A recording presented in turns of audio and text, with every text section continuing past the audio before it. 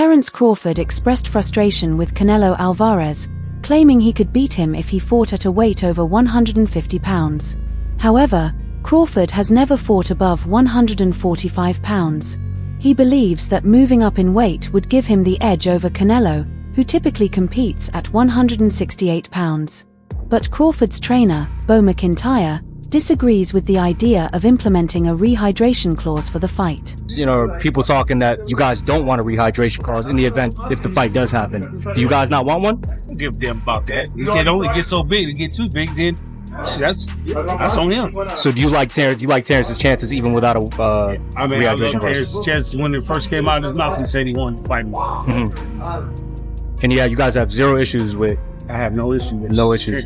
Terence ain't got an issue. Crawford could potentially impose a rehydration clause on fighters at 168 or 175 pounds to weaken them enough to be competitive, but McIntyre argues that Canelo is not one of those fighters who could be affected by such a strategy. Most guys, when they're fighting bigger guys like that, that's going to be the first thing that they want. That's some weak. Oh, you can't come in this much and shit. I make it out of here. It's boxing.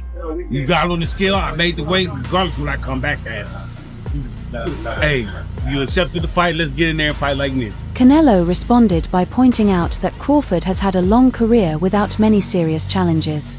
He believes Crawford's team is partly to blame for not pushing him to move up to weight classes like 154, 160, or 168 pounds, where bigger fights would have been available.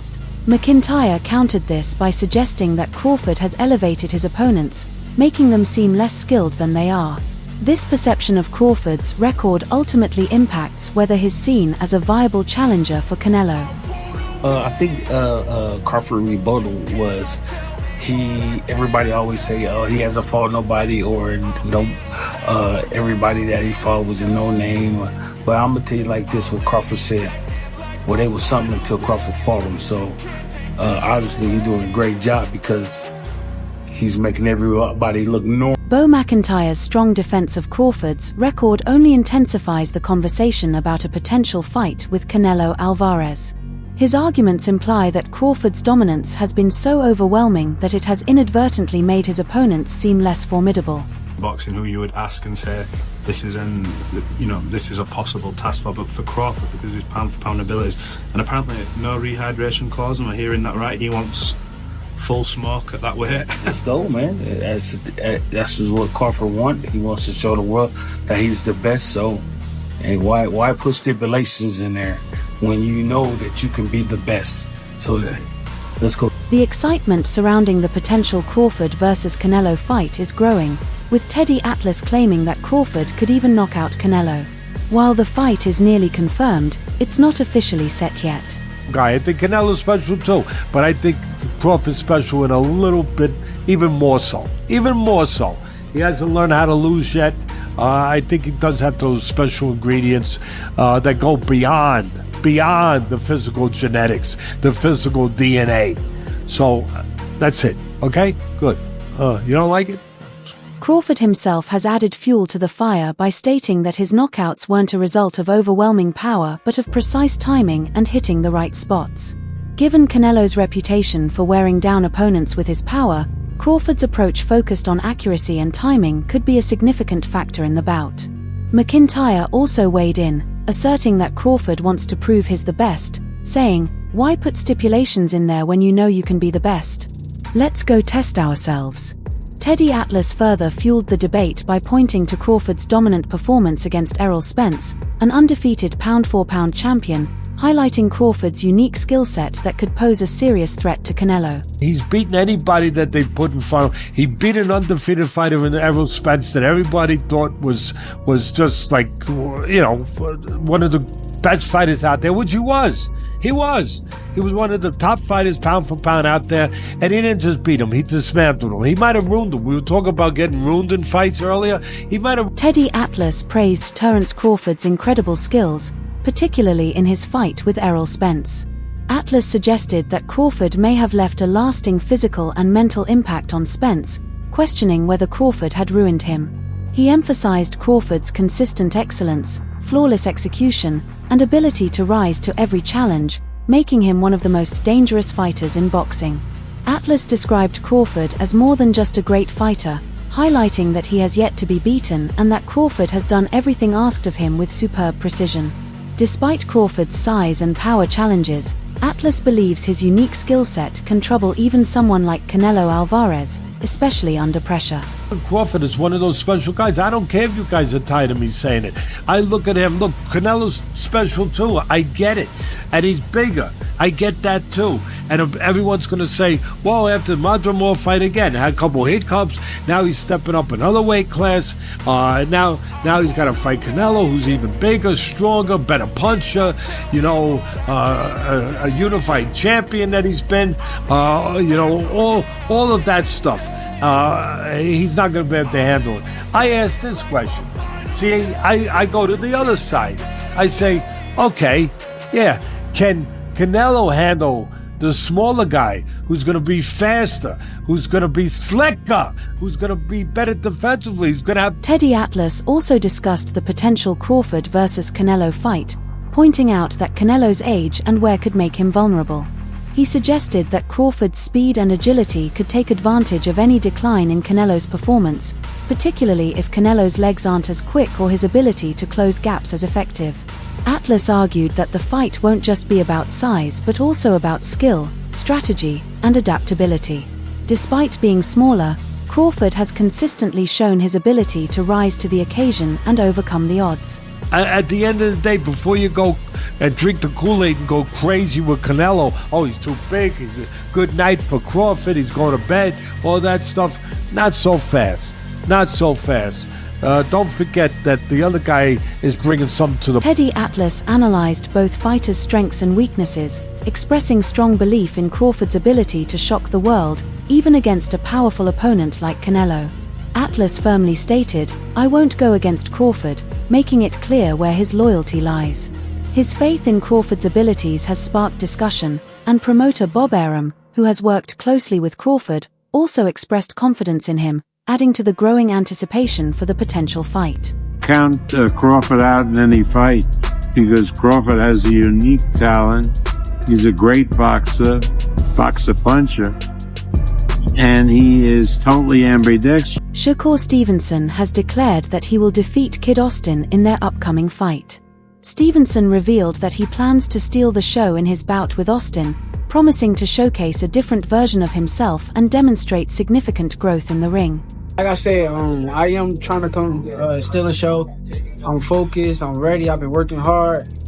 I'm gonna be in tip-top shape come fight night, and you should see one of the best versions of me. Flo Schofield raised doubts about Shakur Stevenson's career, questioning his knockout percentage and recent improvement.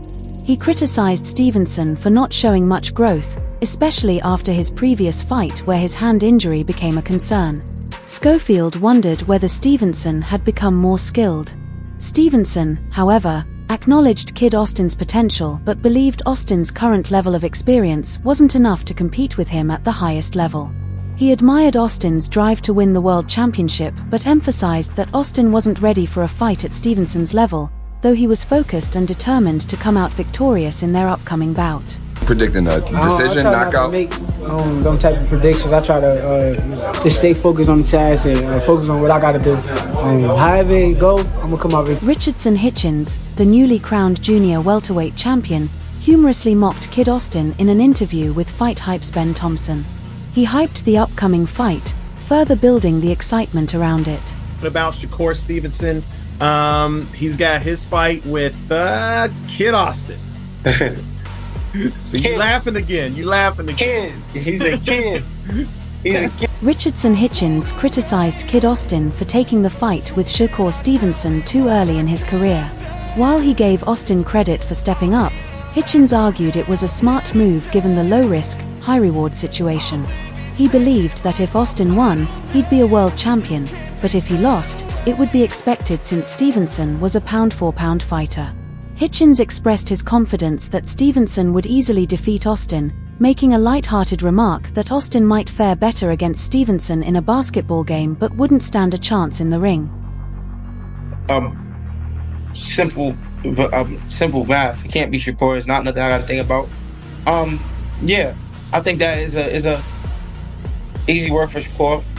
I think that hopefully the dad do bring a lot of excitement to the build up. You know what I'm saying? Make us kind of believe that if he can beat Shakur. But yeah, it is what it is. Maybe in basketball he probably could beat Shakur. Maybe. And I know Shakur is nice in that. But as far as Richardson Hitchens shared his thoughts on Kid Austin's potential, acknowledging that Austin had good fighting tools and raw power. However, he believed Austin lacked the experience and expertise to compete with someone like Shakur Stevenson.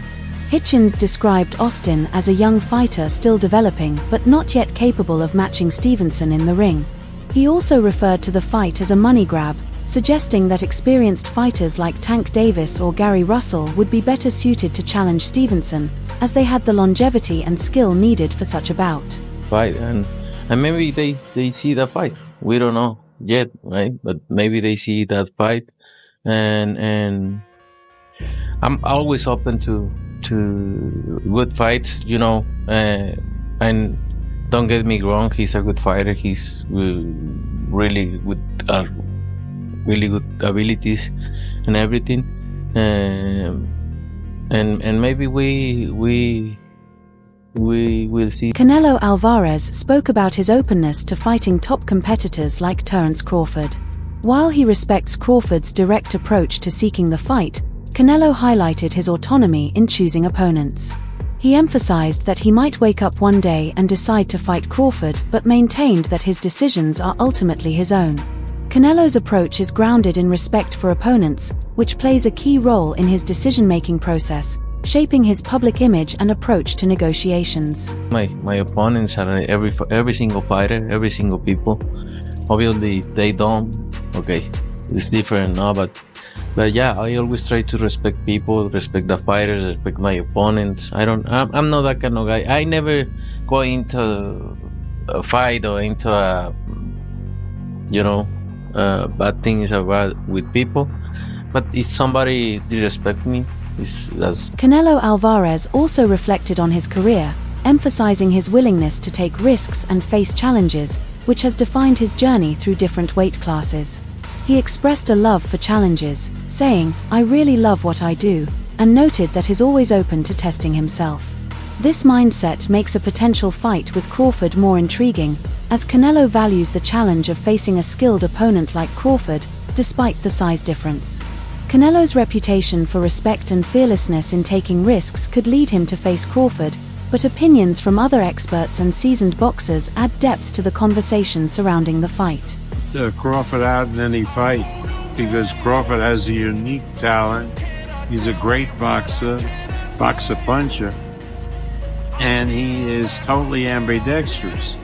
So he drives his opponent crazy because the opponent trains to fight a right-handed fighter and ends up fighting a... Promoter Eddie Hearn discussed the ongoing rivalry between Conor Benn and Chris Eubank Jr., noting that it mirrors the intense dislike their fathers once shared. Hearn emphasized the magnitude of their rivalry, highlighting the success and ticket sales for their first fight at the O2 Arena. He mentioned that this upcoming fight is set to be even bigger and more significant than their previous bout. It's got absolutely everything. We saw the first time we made this fight, it was the fastest selling fight ever at the O2. It was the biggest grossing fight ever at the O2. Now it'll be in a stadium, and it'll be free. Eddie Hearn predicted that the Conor Benn vs. Chris Eubank Jr. fight would become a major milestone in British boxing history. Benn, returning from a 2-year suspension, has regained his boxing license, which Hearn believes is a result of his frustration and hard work during the ban. He also credited Turkey Ike's involvement in the negotiations for creating favourable conditions for Benn. Excellency announced the big one, Ben Eubank. And I couldn't be happier, 2 years of graft, 2 years of pain, if you like, particularly for Conor, but for me as well. And I never stopped grafting, I never stopped grinding away. And we ended up with just an amazing opportunity for Conor Benn, absolutely everything we wanted in the deal and more. Everyone done an amazing job, and now... Legendary broadcaster Adam Smith weighed in on the Benn vs Eubank Jr. fight, suggesting that events like this should appeal to casual boxing fans, as hardcore fans often prefer high-level matchups such as Artur Beterbiev vs Dmitry Bivol. Mine's pretty simple. I think casual fans need to get involved in the sport still. I think it's the Bivol Beterbiev sort of type of fights, which are fantastic, are always going to be loved by. Adam Smith compared the Ben vs Eubank Jr. rivalry to that of Tyson Fury versus Anthony Joshua, arguing that some rivalries transcend the sport of boxing. He believes that the history and personal story behind the fighters make these matchups more appealing to a wider audience. And there's probably 4 or 5 names that casual fans just know now. Tyson Fury, Anthony Joshua, obviously, and that fight I think still needs to happen. And Conor Benn and Chris Eubank, or Chris Eubank and Conor Benn, it doesn't really matter. Eubank and Benn are names that they're familiar with. They obviously know the story of what happened. Initially, Adam Smith was not fond of the Ben vs Eubank Jr. fight due to the weight difference between the two fighters, not the controversy surrounding Ben's suspension for performance-enhancing drugs. However, he later changed his stance, feeling that Ben's size now makes the fight more appropriate. Smith believes that the rivalry's narrative will capture the headlines if the fight actually happens. Last time was a fight with the beforehand, before all the difficulties, and it was called off. But when I thought about the weights and everything, I was a little bit uncomfortable with it. But time has moved on. I think Conor is naturally bigger than he was anyway. And I think that it is an acid fight and story and rivalry that is going to light up. Adam Smith further explored the Ben vs Eubank Jr. rivalry, comparing the two fighters to their fathers. He noted that the two fighters are opposites, each with their own unique traits. Smith is intrigued by how the fight will unfold, with Eubank looking to use his skills to overpower Ben, while Ben's tenacity will be key to overcoming Eubank's style. They're both very good communicators, by the way, in their different ways. And there's a hatred, there's pride. You know Ben's going to be vicious. You know Eubank is going to try and utilize his skills. Fascinating to see how Eubank really makes the weight and how strong he is. Fascinating to see whether Ben is as strong on the night. He's got to take the... Conor Benn, eager to return to the ring after his suspension, expressed excitement on Instagram Live about his upcoming fight with Eubank. With only 3 months remaining until their bout, Ben confidently predicted he would knock Eubank out by the end of the 4th round. He criticized Eubank and his team for underestimating him, suggesting they thought he would be an easy opponent due to his smaller welterweight frame. Ben also mentioned the rehydration clause in his contract. Jump up 2 weight divisions. You know, all I keep seeing is sub stories about how Eubank's got to stick to the rehydration clause, which is championship rehydration clause. So, you know, that's what they do for the IBF world title. So I don't hear anyone getting a violin about me having to jump up 2 weights. So yeah, as I said, it's team member. The outro segment wrapped up the discussion, encouraging viewers to like, subscribe, and hit the bell icon to stay updated with future videos.